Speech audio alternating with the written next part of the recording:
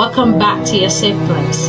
My name is Victoria, and today I want to talk about my experiences and my belief about what you can do. So the topic of today is, what can you not do? I'm gonna give you a quick story of when I started making videos. I think the first time that I pick up my phone and a camera for me to make a video was about 8 years ago.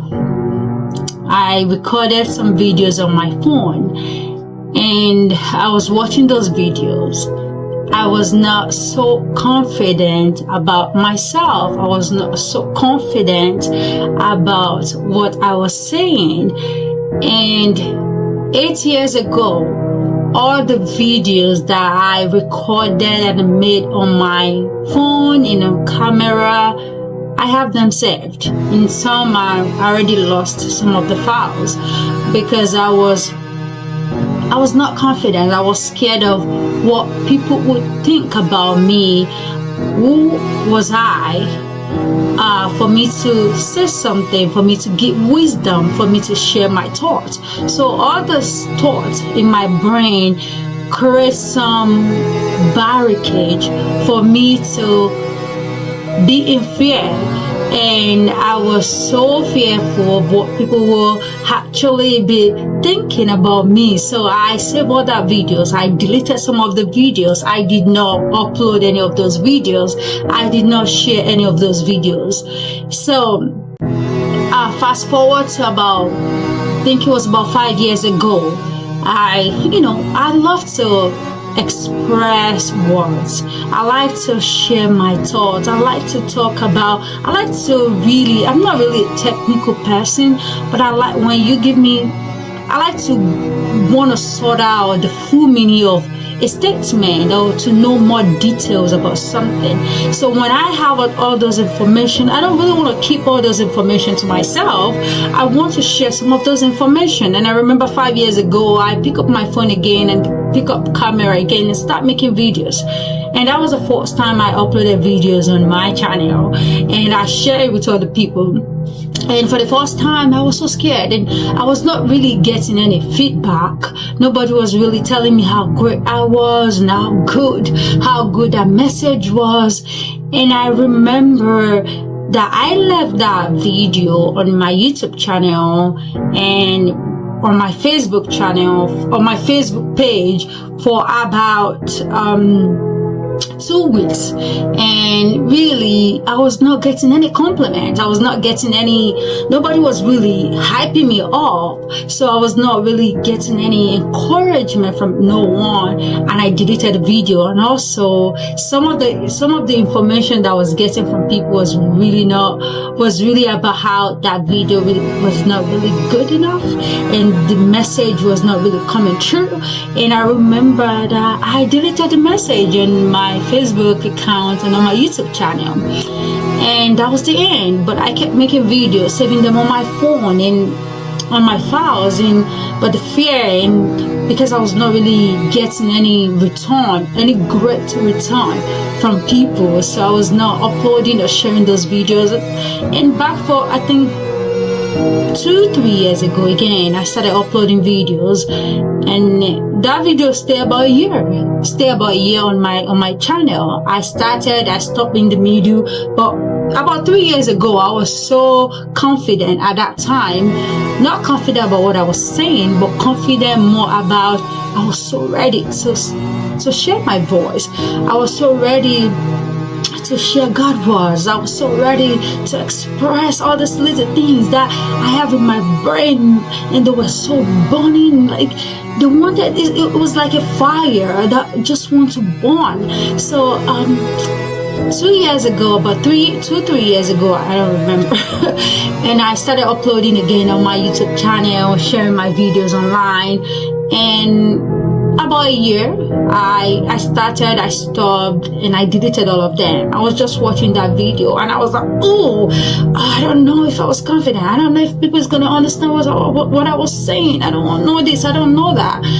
And Anyways, and fast forward to now, and now I'm making videos again, and I really enjoy what I'm doing right now. And what I want to tell you about that is, what can you not do? You know, sometimes we hold on to people encouraging us about what we can do. We feel good when people, because during those times I was not getting any encouragement, and you know, sometimes we hold on to I know I can do this, but I just want somebody to tell me that I am good enough. I know I can do this. I just want somebody to tell me that I'm doing enough. I know I can do this. I know that what I'm doing right now, I love it so much. I just want somebody to appreciate me. What if no one is doing that to you? Not if no one is encouraging you, but you have this gift of doing what God has called you to be, and you don't have nobody, or you feel like you are too short, or you're too tall, or you're too this, and you're too that you can't do what God has called you to do. I have an examples in the Bible to share with you. I'm gonna share a couple of people in the Bible that people actually believe they were not enough to do everything they were doing. Should we talk about Jesus? Should we talk about Paul, the murderer?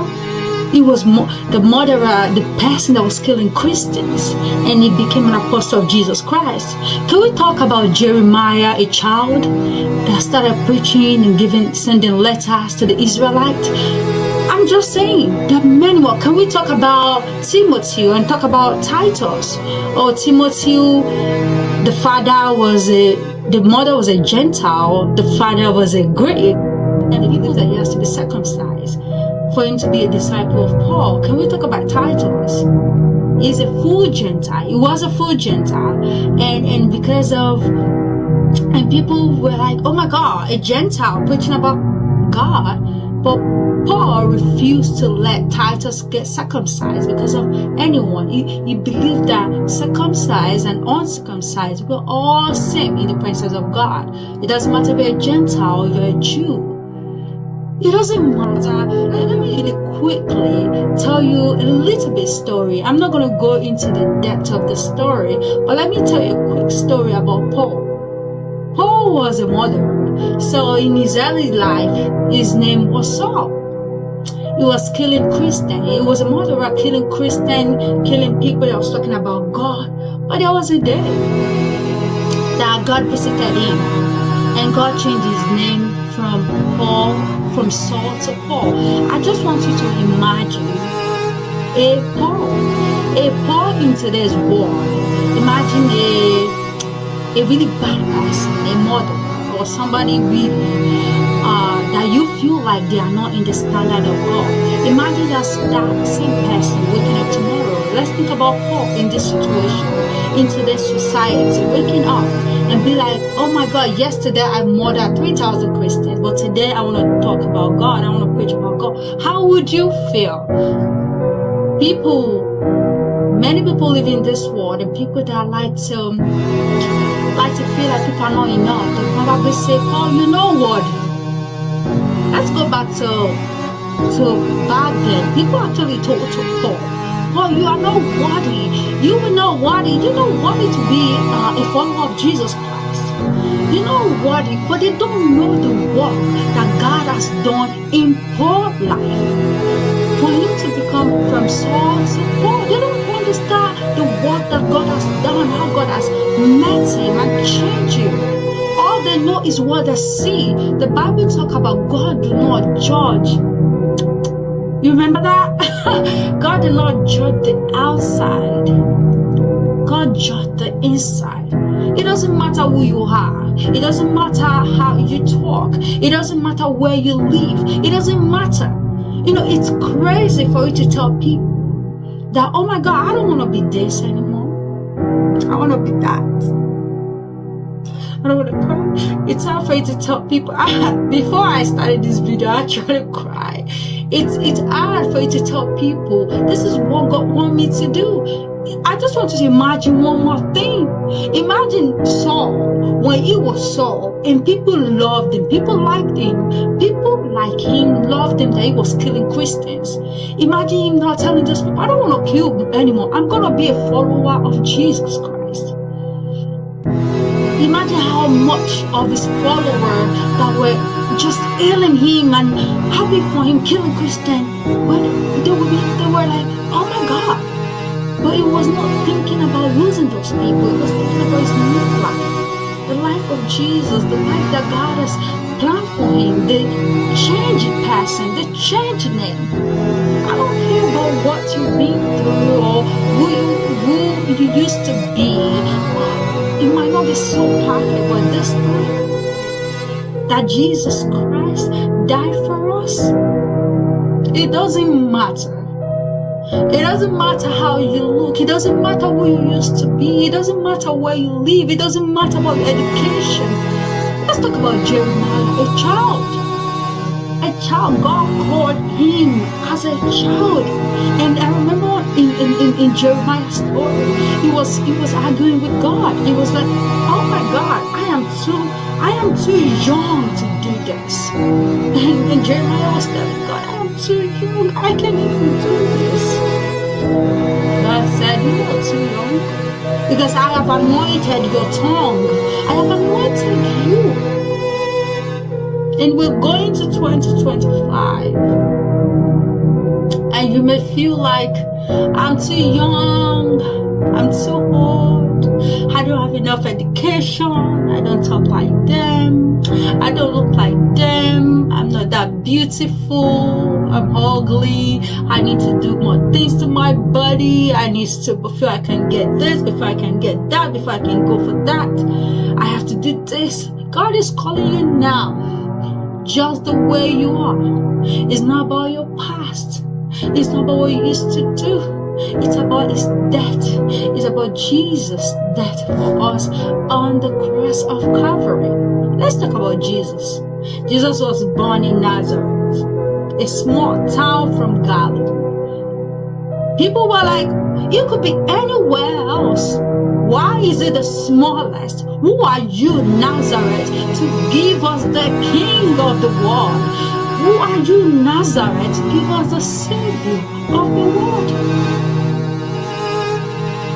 You might be like me, struggling with what you cannot do. But God is telling you now that you can do it all. If this is what God has called you to be, if this is what God has called you to be doing, you can do it all. Because in your weaknesses, it will be your strength. We've seen the list of people do great and amazing things that people believe they cannot do. They can't do. They told Jeremiah, who are you to tell us that this is what God says, that Israelites will go into captivity? Who are you? Jesus, who are you? Among all the countries and continents, Nazareth, you are the smallest of them all. Paul, who are you? So, I don't really have any Bible verse to share, but I'll share something in Corinthians. When the rebellious minorities, the teachers, even the people that were teaching, the people that people were looking up to.